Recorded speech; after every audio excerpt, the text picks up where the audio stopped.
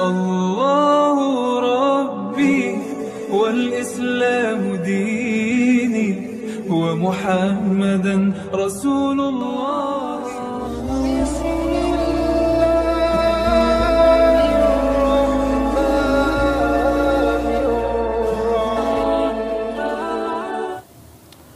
Baik. Bismillahirrahmanirrahim. Assalamualaikum warahmatullahi wabarakatuh. Innal hamdalillah nahmaduhu wa nasta'inuhu wa nastaghfiruhu wa nastahdihi wa na'udzu billahi min shururi anfusina wa min sayyiati a'malina man yahdihillahu fala mudilla lahu wa man yudlil fala hadiya lahu wa asyhadu an la ilaha illallah wahdahu la syarika lahu wa asyhadu anna Muhammadan abduhu wa rasuluh. Allahumma salli wa sallim wa barik wa nazil wa karim wa syarif al-hadan nabil karim wa ala alihi wa sahbihi ajma'in. Amma ba'du. Ahibal kiram, bapak-bapak, ibu-ibu, jemaah Masjid Al Insan yang insyaallah kita semua dimuliakan oleh Allah Subhanahu wa taala. Alhamdulillah pada hari ini kita berkumpul bermuajahah untuk sama-sama melanjutkan diskusi kita terkait dengan kitab Nasaihul Ibad yang alhamdulillah pada malam hari ini kita sudah sampai di makalah yang ke-19.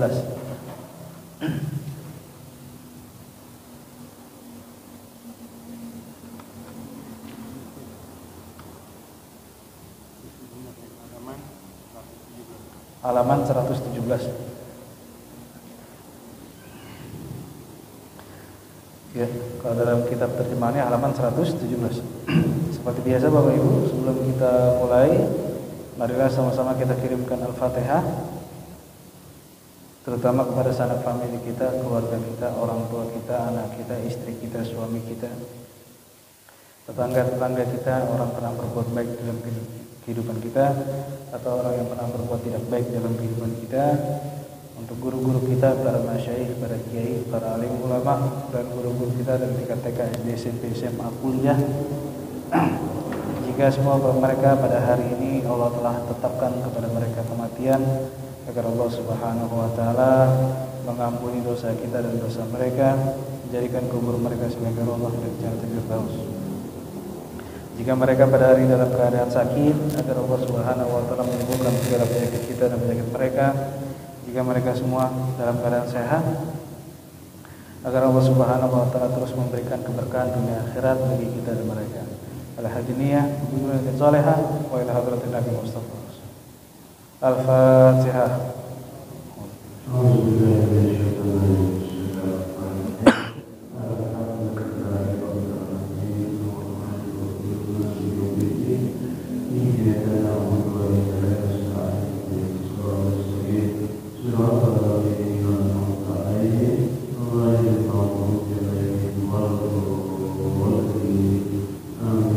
Amin.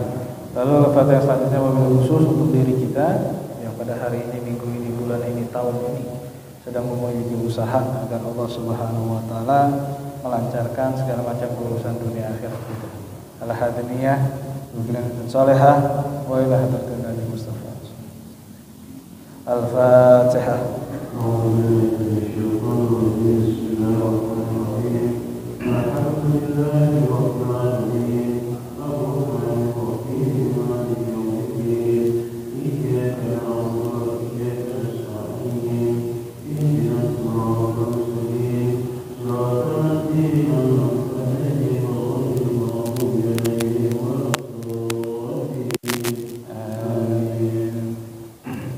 Bapak Ibu, marilah sama-sama kita mulai forum ini dengan sama-sama membaca Al-Basmalah. Bismillahirrahmanirrahim. Jadi kita lanjutkan diskusi kita di makalah yang ke-19 halaman 117. Makalah yang ke-19. Bismillahirrahmanirrahim.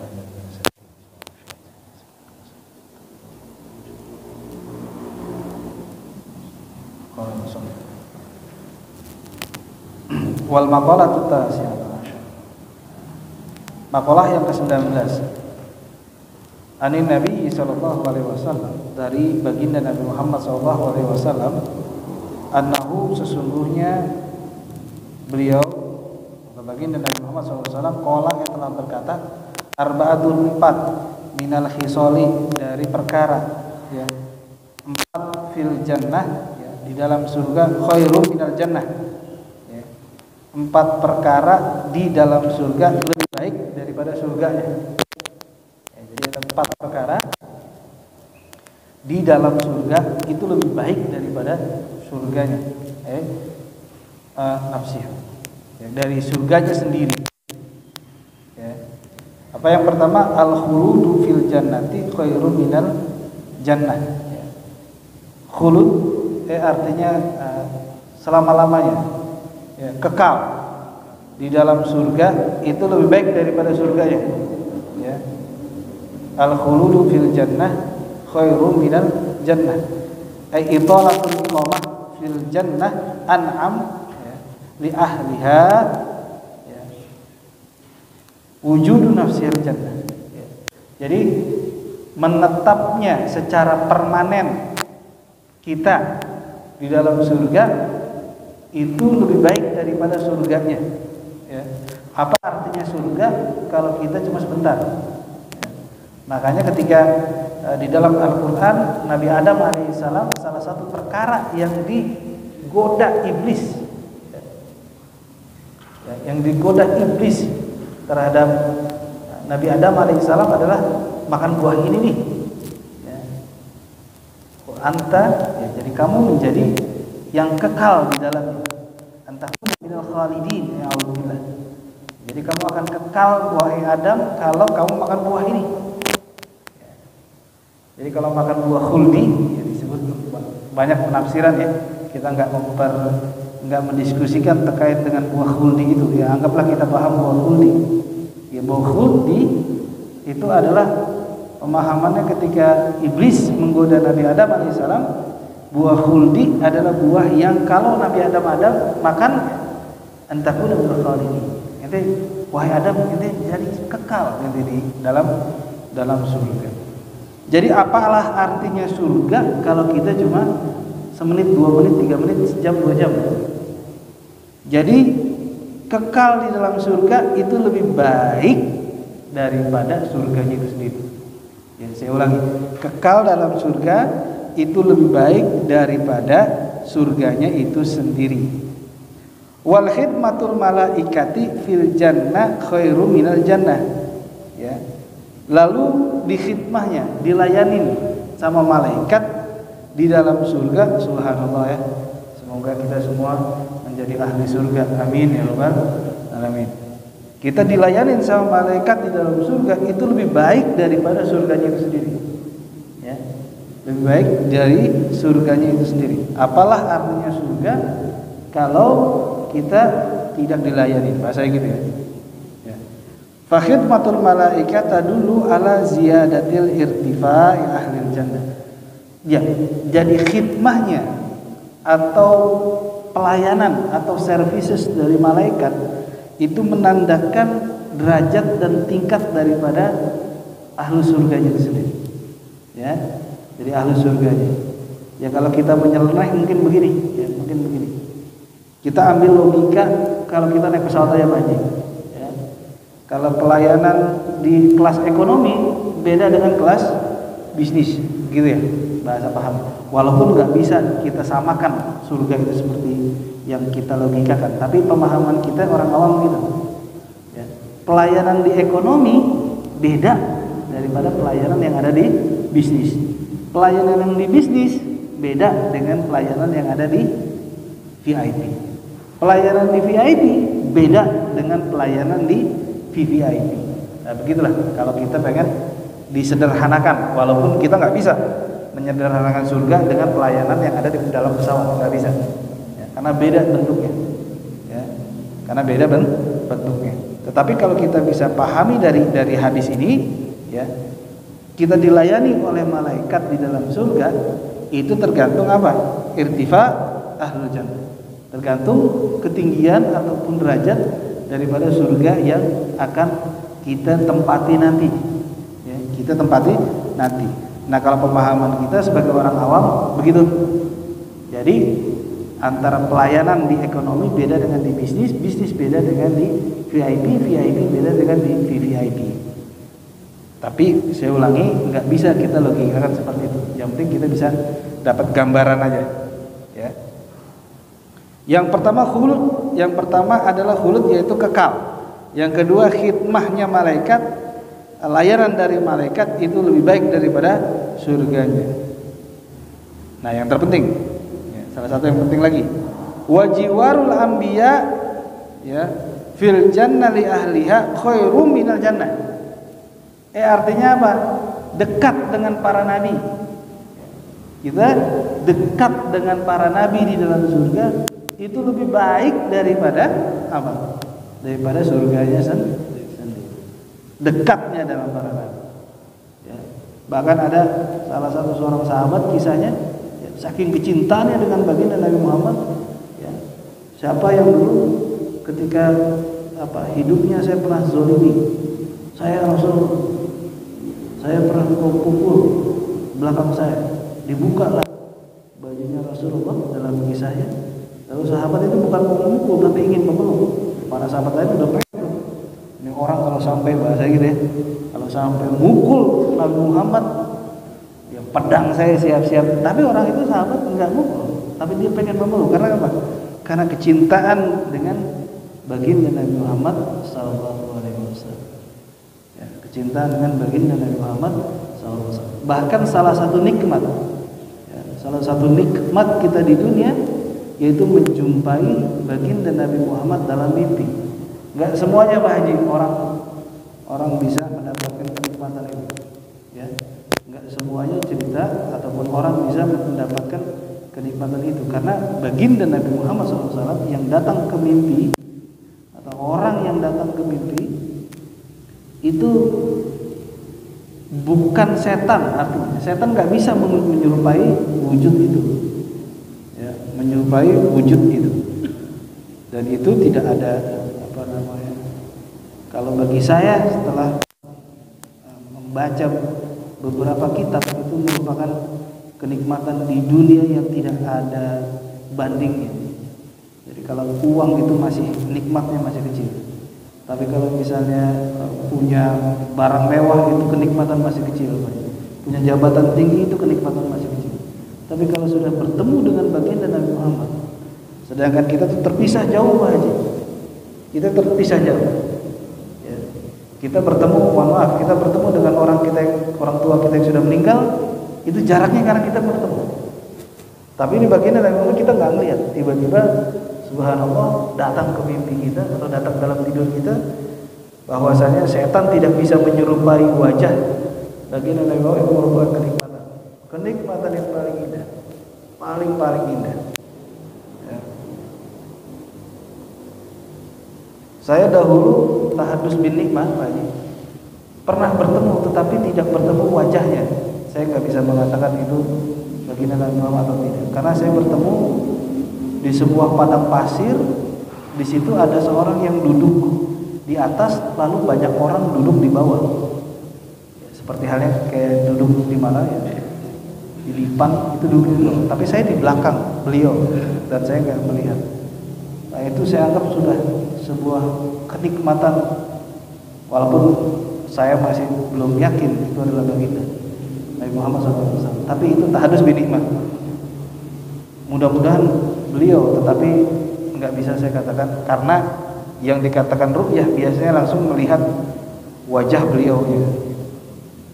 Mungkin itu setan, mungkin itu iblis, saya nggak tahu. Tapi keadaannya ada orang duduk memakai tutup kepala, kalau kayak kita sorban warna putih, bajunya putih, dan di depan itu ada banyak orang lagi seperti pengajian. Tapi saya berada di pojok kanan, belakang sana, belakang kanan. Baik, jadi kenikmatan di dalam surga itu tidak akan ada artinya kalau kita tidak bersama dengan para anbiya. Kita melihat banyak Nabi Adam, kita melihat Nabi Nuh, Nabi Idris, Nabi Sid, Nabi Muhammad dengan kita ya, di dalam surga itu bahkan kenikmatan yang paling tidak pernah bisa diungkapkan dengan kata-kata. Ya. Wa jiwarul anbiya tadi ya, fil jannah khairun minal jannah. Qala ta'ala wa hasuna ulaika rafiqa. Wa radhiyallahu ta'ala ya. Wa hasuna ulaika rafiqa. Sebaik-baiknya orang-orang yang menemani dalam Al-Qur'an ya auzubillah. Dan yang terakhir yang paling tinggi waridallah. Waridallahi ta'ala fil jannah an ahliha. Ridhonya Allah di dalam surga untuk ahlinya khairum minal jannah. Ya. Ridhonya Allah kepada ahlinya atau ahli surga itu khairum minal jannah. Lianna ridwan Allah Ta'ala akbaru min jami'in ni'am. Karena ridhonya Allah itu adalah sesuatu yang paling besar Pak Haji, kenikmatan. Ya. Kenikmatan yang paling besar itu adalah manusia ridho, mendapatkan ridho dari Allah Subhanahu wa Ta'ala. Karena nggak ada lagi apa yang kenikmatan yang besar. Punya harta nggak bisa dihisap Pak. Punya anak dihisap. Punya amal soleh tetap dihisap Pak. Apalagi seperti kita orang yang sering banyak maksiatnya, udah pasti babak belur dalam artian. Tetapi kalau Allah ridho Subhanahu, selesai urusan. Ya, selesai urusan. Ya. Sebenarnya bagaimana sih simpelnya? Begini saja. Ya, kalau kita turunkan biar kita paham begini. Ya. Ketika kita katakan, sering ini saya katakan, saya kenal dengan Presiden Republik Indonesia, itu nggak memiliki arti. Ya. Nggak memiliki arti sama sekali kalau saya katakan saya kenal dengan Presiden Republik Indonesia. Tapi kalau misalnya ada satu ketika Presiden Republik Indonesia memanggil saya, Ustaz Kamal, Pak Kamal sini. Apakah itu tidak memiliki arti? Oh, itu memiliki arti. Pejabat-pejabat pada merapat kan gitu kan. Pengusaha-pengusaha pada merapat, itu udah pasti. Malah kita yang dipanggil. Nah, apalagi Allah yang menciptakan kita. Ya. Apakah tidak ada privilege, tidak ada keistimewaan? Oh, itu pasti ada keistimewaan.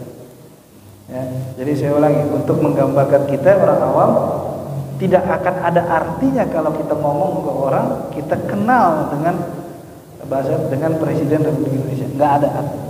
Tapi kalau Presiden yang memanggil kita, nah itu memiliki arti yang banyak. Apalagi Allah meridhoi hidup kita, ridho Allah kepada diri kita. Ya. Ya. Makanya dalam kitab Ibnu Athaillah Al-Hikam, pertama kali yang dibahas itu adalah orang yang sering menghitung, ya, menghitung man i'tamada ala amal nuqsanur raja. Ya. Orang yang sering menghitung perbuatannya, dia akan lupa dan akan hilang daripada pengharapan. Apa maksudnya? Pengharapan dari ridhonya Allah Subhanahu wa Ta'ala. Ya gitu, di dunia mau ngapain lagi kecuali kita mencari ridhonya Allah Subhanahu wa Ta'ala. Ya. Ridhonya Allah Subhanahu wa Ta'ala di mana? Ridullah fi ridul walidain. Wa sakhtullah fi sakhtil walidain. Ridhonya Allah di ridhonya kedua orang tua kita, dan marahnya Allah di marahnya kedua orang tua kita. Mencari ridho Allah simpel, jangan terlalu jauh dulu, tapi jauh kepada kedua orang tua kita. Kalau mereka ridho pada diri kita, selesai. Berarti indikasinya Allah juga ridho. Nah, tapi bagaimana kalau orang tua kita misalnya seperti ayahnya Nabi Ibrahim alaihissalam? Apakah perlu ridho juga? Ya, itu sudah beda urusan, udah beda keyakinan. Ya, itu nggak bisa dijadikan patokan. Tetapi bahasanya yang kita sama-sama sehat dalam artian kitanya muslim, orang tua kita muslim, ya bahasanya ridullah fi ridul walidain. Apalah artinya surga yang terakhir kalau Allah tidak meridhoi. Ya, Allah tidak meridhoi. Dan ridhonya Allah itu jauh lebih nikmat Pak Haji daripada surganya itu sendiri. Jadi yang kita cari apa nih sebenarnya? Kalau dari ayat ini, dari hadis ini, apa yang kita cari? kita cari adalah ridhonya Allah. Apakah kita sholat buat surga? Bukan, Pak Haji. Kita sholat buat nyari ridhonya Allah. Kita zakat buat nyari pahala? Bukan. Kita zakat buat nyari ridhonya Allah. Kita kurban buat nyari apa? Ridhonya Allah. Kita pergi kerja, Pak Haji, buat nyari rezeki? Bukan, nyari ridhonya Allah. Kita kerja, kita ngajar, ya. Mau yang jadi ustadz kah, mau yang jadi guru kah, mau yang jadi dosen kah, ya. Mau yang jadi peneliti kah, semua yang kita lakukan untuk apa? Untuk ridhonya Allah. Kalau kita mengharapkan surga, apalah artinya surga kalau misalnya tidak ada ridho, gitu ya. Jadi dalam hadis ini yang intinya adalah ridhonya Allah. Masih berapa detik? 10 menit lagi. Wah, hadisnya masih panjang nih. Oh, 20 menit lagi. Ya. Wa arba'atun finnari syarrum minan nar. Ada 4 minal khisali, ada 4 perkara Pak Haji yang itu di dalam neraka, kondisi di neraka naudzubillah syarrum minan nar. Lebih buruk daripada neraka itu sendiri. Ya. Lebih buruk daripada neraka itu sendiri. Ya. Yang pertama apa? Pasti al-khuludu finnar syarrun minan nar. Ya.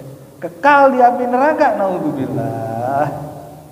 Kekal di api neraka lebih buruk daripada neraka itu sendiri. Ya. Palingan kalau kayak kita nih masih ada tuh cucian dikit lah Pak Haji ya. Cuci lah. Cuci dikit, tapi jangan sampai khulud. Ya. Indikatornya apa Ustaz? Kalau misalnya khulud, ya sudah, berarti tidak adanya iman. Ya. Tidak adanya iman. Nah, bahkan dalam kitab Ibnu Taimiyah ya, dikisahkan bahwa pada satu saat nanti ketika hari akhirat ya, ketika semua orang ya sudah terklasifikasi, dibedakan, yang surga, yang neraka. Ya. Di dalam kitab Ibnu Taimiyah, beliau menjelaskan pada saat itu malaikat berbicara kepada Allah, ya Allah, ini bahasanya overload nih kalau bahasa kita Pak Haji. Kebanyakan orang di neraka nih. Oke, keluarin. Mana yang di hatinya ada iman, keluarin, dilemparin. Ya kalau kayak gitu bahasanya, ada orang ini diambil, dicomot, dilempar, kenarul hayah. Ya, ke api, ke dalam surga kehidupan. Coba, ya Allah masih banyak nih begini nih. Ya udah, keluarin lagi yang punya iman segede, bisa bahasa gitu, segede mobil, dicomotin lagi. Ya Allah masih banyak lagi, cari yang segede pohon pepaya, buah pepaya, ambil. Yang terakhir habbatun minal iman, kecil baju, udah kecil banget. Ya, mungkin bahasa kita kecilnya itu semana, sholat kagak mau, puasa kagak mau, tapi masih Islam lah bahasanya. KTP-nya masih Islam. Sholat nggak mau, ya kan? Apalagi sholat, puasa juga nggak mau, tapi masih beriman nih pada Allah. Istilahnya begitulah mungkin. Dicomot terakhir banyak, dilemparin ke dalam neraka, dipisahin tuh orang-orang yang kayak gitu. Udah sampai terakhir. Artinya apa? Ada fase ya kita sih nauzubillah Pak Haji kayak gitu. Tapi ya karena kita makhluk yang lemah dan ujian kita tentu berat. Ya, satu kita mengharap ridhonya Allah terhadap perbuatan kita, ya kalau ada dosa ya kita ya pasti akan bahasanya dicuci dulu seperti halnya Ibnu Taimiyah berkata dalam kitabnya yang akan dicuci manusia dulu sebelum dimasukkan ke dalam surga, bahkan sampai yang terkecil ya, itu baru dimasukkan. Ada yang paling sudah kecil nggak ada lagi. Ada lagi yang sudah berzikir, jadi di dalam neraka dia berzikir kepada Allah. Itu tetap dicomot. Dicomot artinya dilempar ke dalam surga. Itu dalam kisah-kisah yang di dalam menurut kiai-kiai kita begitu. Ya, menurut kiai-kiai kita begitu. Tapi dalam kitab Ibnu Taimiyah menjelaskan adanya nahrul hayat. Sungai kehidupan yang dimana kita nanti, ya mudah-mudahan kita nggak jadi orang itu. Kita nggak jadi kelompok orang itu, kita langsung ya futihat kullama futihat abwabuha qala salamun alaikum ya muzammil ya. Wahai orang yang masuk ke dalam surga, ketika dibuka pintunya, malaikat berkata, Assalamualaikum. Amin ya Rabbal alamin. Yang pertama, khulud, kekalnya di neraka lebih buruk, lebih jelek daripada neraka itu sendiri. Ya. Wa taubihul malaikatil kufar finnar syarrun minan nar. Dan dijelek-jelekkannya malaikat oleh malaikat kepada orang itu lebih buruk daripada nerakanya sendiri. Ya. Wal jiwaru asyaiton finnari syarrun minan nar. Kita mohon maaf, nauzubillah, ahli neraka itu berdekatan bukan dengan para nabi, Pak. Bukan kepada orang soleh, tapi sama setan berdekatan. Ya. Sama setan berdekatannya. Itu lebih buruk daripada neraka itu sendiri. Ya. Berarti apa? Temannya setan, bahasa gitu. Temannya setan. Ada seperti misalnya dalam surat Hud, Pak Haji, yang kisah Fir'aun. Oke. Dalam surat Hud, surat nomor 11, itu dikisahkan Fir'aun. Fir'aun itu nanti di hari akhirat dia akan menjadi pemimpin paling depan, Pak Haji. Belakangnya itu pasukannya. Di depan Fir'aun, nah ini kisah dalam surat Hud. Di depan Fir'aun, belakang itu pasukannya. Itu dia mimpin masuk neraka. Pasukan masuk. Ya, naudzubillah. Ya. Kalau dalam tesis saya tulis bahwa kisah itu adalah kalau ada seorang pemimpin yang bahasanya yang zolim, lalu mereka punya pengikut dan pengikut itu melakukan kezoliman atas pimpinannya, pemimpin itu menjadi pemimpin orang-orang yang mengikuti dia menuju kepada sesuatu yang tidak baik. Kalau dalam tesis saya tulis seperti itu. Jadi berteman dengan setan atau didekati bersama setan itu lebih buruk daripada neraka itu. Fasyaitonu qarinun li ahliha. Ya. Bahasa setan itu pasti akan menjadi qarin, menjadi teman dekat kepada orang yang setan. Artinya setan apa? Orang yang melakukan perbuatan yang tidak baik. Ya. Naudzubillah. Ya, makanya dalam kitab-kitab itu ketika kita tahu dan kita sadar bahwa kita telah melakukan maksiat maksudnya, atau melakukan apa yang diperintahkan yang dibisikkan oleh setan, kita bertobat kepada Allah taubatan nasuha, istighfar. Nah, yang paling bahaya adalah ghadabullahi ta'ala finnar, marahnya Allah kepada ahli neraka, syarrun minan nar, ya, lebih buruk daripada orang yang di dalam neraka atau daripada neraka itu sendiri. Ya. Allah murka kepada orang yang di neraka. Naudzubillah. Nah, kalau udah kayak gitu gimana, Pak? Udah nggak ada harapan. Ya, nggak ada harapan. Kenapa? Karena sudah pasti ketika Allah marah, dia temannya setan. Ya, malaikat juga azab dia, mukulin dia, bahasanya gitu. Ya, dan juga dia khulud. Ya subhanallah. Ya, kekal di api neraka. Apalah yang kita cari, Pak Haji, nggak ada artinya. Ya. Bahkan kalau saya hitung ya, kita di dunia ini hanya sebatas 4 jam umur kita, kalau dari 0 sampai 70 hanya 4 jam berapa menit? 16 menit. Ya. Nah, makanya itu dalam orang-orang sufi mengatakan bahwa rugilah manusia yang menghabiskan waktu 4 jam 16 menit bahasa gitu, lalu dia akan menikmati selama-lamanya di dalam lingkaran api neraka. Maka Allah banyak sekali melakukan qasam dalam Al-Quran, wal asr, demi waktu asar, wal lail, demi waktu malam. Karena apa? Karena manusia berani, mohon maaf, mungkin kita berani menukar 4 jam tadi dalam kehidupan kita, atau 70 tahun lah, ya, yang dihitung dalam hitungan selisih waktu, ya, itu menjadi 4 jam, sekitar 4 jam 16 menit, ya. ditukar dengan neraka yang itu tidak ada batasan waktu. Na'udzubillah. Semoga kita menjadi orang yang ahli pertama. Amin ya rabbal alamin.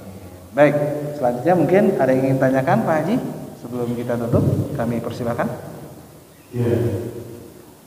Nah, kita sekarang sudah selesai sesi terakhir, kita jawab bagi yang penjelasan dari masalah surga dan neraka. Akan jelas di mana untuk mengajukan pertanyaan.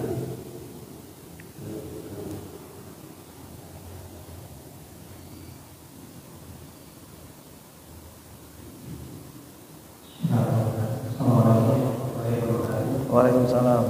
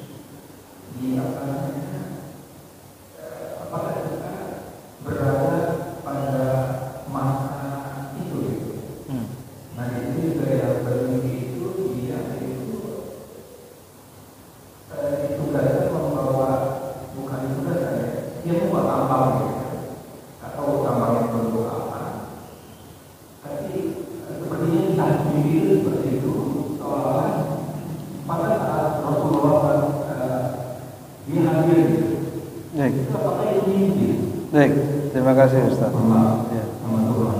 Waalaikumsalam warahmatullahi wabarakatuh. Ya, jadi ada satu ketika ada orang yang bermimpi, anggaplah orang lain bermimpi, bertemu dengan Rasulullah, tapi dalam keadaan yang berbeda. Misalnya orang itu bermimpi bertemu Rasulullah, tapi pada saat itu ya bahasanya melihat Rasulullah dalam keadaan sudah wafat. Apakah itu bisa dikategorikan bertemu dengan mimpi, bertemu dengan Rasulullah? Nah, sepengetahuan saya Pak Haji, sepengetahuan saya dan sedikitnya buku yang atau kitab yang saya baca, itu tidak seperti itu. Jadi bertemu dengan Rasulullah itu bertemu dalam keadaan betul-betul kayak melihat orangnya, seperti kita masih hidup begini, ya. Itu terlihat sekali jelas wajahnya, terlihat sekali jelas, artinya bentuk tubuhnya dan semuanya. Dari literasi yang saya baca begitu. Makanya tadi di awal kisah mimpi saya bilang saya tidak bisa katakan itu mimpi bertemu Rasulullah karena posisi saya di belakang. Ya, posisi saya di belakang, di sebelah kanan. Tapi saya melihat jelas orang-orang yang di depan yang menghadap ke saya. Tapi saya tidak melihat orang yang membelakangi saya. Nah, makanya saya bilang kalau dari bajunya ya baju putih, jubah putih, dan orang di depan semuanya mendengarkan apa yang sedang disampaikan, tapi saya tidak melihat jelas orang, wajah dari orang itu. Nah, kalau dari literasi saya itu biasanya bertemu langsung, artinya face to face biasanya. Tapi kalau melihat dalam keadaan tadi, wallahu a'lam. Tapi kalau misalnya ada orang yang yang bermimpi seperti itu, husnuzon saja bahwa itu mungkin kenikmatan. Tapi saya wallahu a'lam, saya tidak tahu Pak Haji, karena di dalam kitab-kitab yang saya baca itu biasanya seperti itu, face to face, ya, bertemu langsung atau berdiskusi langsung, dan biasanya menanyakan siapa Anda. Gitu. Saya adalah Muhammad ibnu Abdul, biasanya begitu, ya, biasanya. Tapi kalau yang seperti itu saya juga tidak tahu Pak Haji, dalam artian di literasi saya biasanya berkomunikasi, dan sama seperti halnya ketika saya bermimpi itu tidak tidak bertemu dan melihat wajahnya langsung. Makanya tadi saya sampaikan, saya wallahu a'lam apakah itu benar ataupun tidak. Saya berharap itu benar karena itu kenikmatan bagi saya, walaupun saya tidak melihat wajahnya, tapi setidaknya mungkin benar. Tapi saya wallahu a'lam itu semua. Begitu Pak Haji ya. Jadi dari ulama-ulama menjelaskan biasanya itu face to face, bertemu langsung, berdiskusi, ngomong lah bahasanya gitu pada baginda Nabi Muhammad. Karena ada pengalaman guru saya itu ketika beliau membuat disertasi terkait dengan hadis, itu nggak ketemu Pak Haji, hadis itu di kitab apa, nggak ketemu. Jadi ceritanya begitu Pak Haji. Ya, guru saya salah satu profesor di Indonesia, profesor hadis. Itu ketika beliau S3 itu nggak ketemu hadisnya di mana. Lalu kata gurunya, coba kamu baca dan tanya langsung sama yang ngomong, bahasa gitu ya, kalau bahasa gitu. Tanya langsung sama yang ngomong, itu ada di mana gitu. Nah, itu ditunjukin Pak Haji, kisah. Ditunjukin ini hadis ini ada di dalam kitab ini, halaman ini, letaknya ada di sini. Itu kisah nyata, orangnya masih hidup. Guru saya itu masih hidup. Beliau berkata di dalam kelas seperti itu. Waktu saya S3. Tapi Pak Haji, mudah-mudahan itu benar, tapi saya tidak bisa menilai, yang menilai adalah Bapak sendiri. Tapi dari literasi saya biasanya bentuknya seperti itu, ada suaranya, ada wajahnya, dan seterusnya. Begitu Pak Haji ya? Bisa. Insyaallah. Ya, silakan. Silakan. Ya. Langsung aja.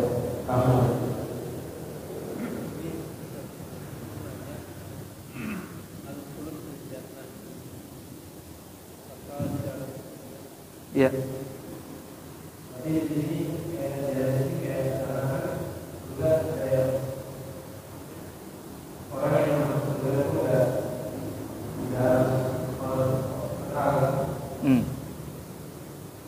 Ya.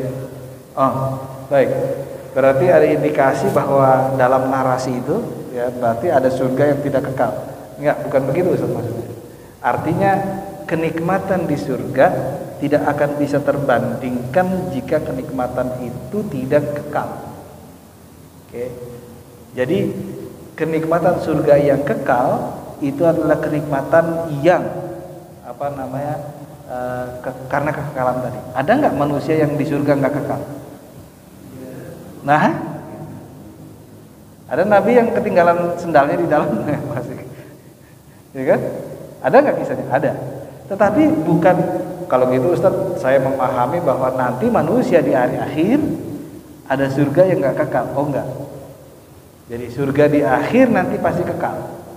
Tapi yang disimbolkan adalah karena kekalnya itu maka kenikmatan yang paling. Tetapi poinnya kekekalan itu karena wujudnya ridhonya Allah. Jadi komposisinya ya, kalau dalam bahasa Arab kita menghubungkan tuh Ustaz. Menghubungkan.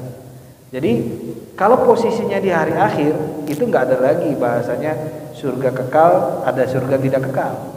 Dalam pemahaman ahli sunnah wal jamaah, surga sudah pasti kekal. Tapi apalah artinya surga kalau kita nggak kekal? Poinnya adalah sama seperti halnya, apakah ada orang yang di surga tidak dapat ridhonya Allah? Enggak. Tetapi poinnya adalah ridhonya Allah itu dalam menuju surga. Gitu kan? Ada nggak orang yang nggak dapat ridhonya Allah tapi masuk surga? Atau ginilah, ada nggak orang yang nggak punya duit tapi dapat VVIP? Nggak bisa. Pasti harus ada. Ya. Pasti orang yang masuk surga adalah orang yang diridhoi Allah. Ketika dia diridhoi Allah, ya, mendapatkan berdekatan dengan para anbiya, dilayani oleh para malaikat dan statusnya khuld. Kekal, gitu Ustaz ya.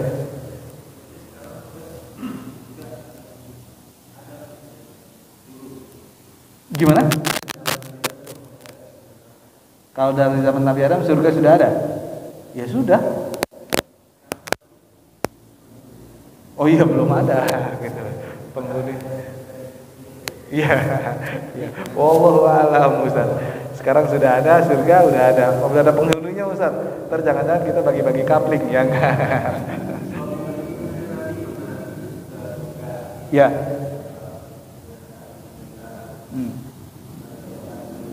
Ya para syuhada, mungkin para anbiya, ya, para anbiya.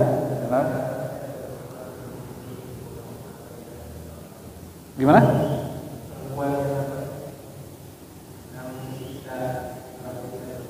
Oh iya. Iya. Sudah. Kalau sudah ada, sudah. Kalau pertanyaannya apakah surga dan neraka sudah ada? Sudah. Gimana?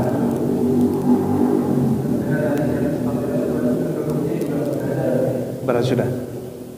Kalau dalam keyakinan ahli sunnah wal jamaah, surga sudah ada, sudah. Penghuninya sudah ada, ya sudah. Tapi apakah penghuninya manusia? Ada mungkin dari para anbiya. Pertanyaannya dalam begini. Enggak apa-apa. Ya. Kalau kalau pesan guru-guru saya, jangan dipermasalahkan surga dan neraka ya, tapi yang permasalahan adalah ridhonya Allah nggak kepada diri kita. Ya, kita ridhonya kalau saya gitu. Baik. Lebih utamanya ridhonya Allah. Baik Bapak Ibu, itulah mungkin yang kita bisa diskusikan pada malam hari ini. Insya Allah minggu depan kita akan lanjutkan di kitab yang lain dan juga di diskusi yang lain.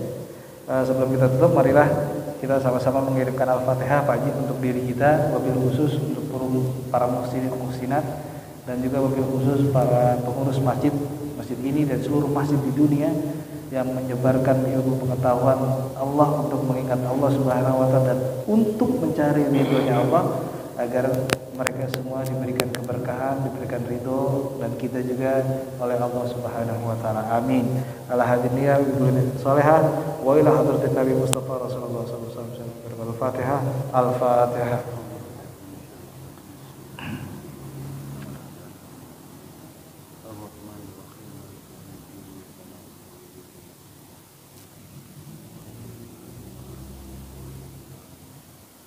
Amin amin ya rabbal alamin. Baik Bapak Ibu, marilah sama-sama kita tutup forum ini dengan sama-sama membaca alhamdulillah. Wallahu muwaffiq ila thoriq. Wassalamualaikum warahmatullahi wabarakatuh.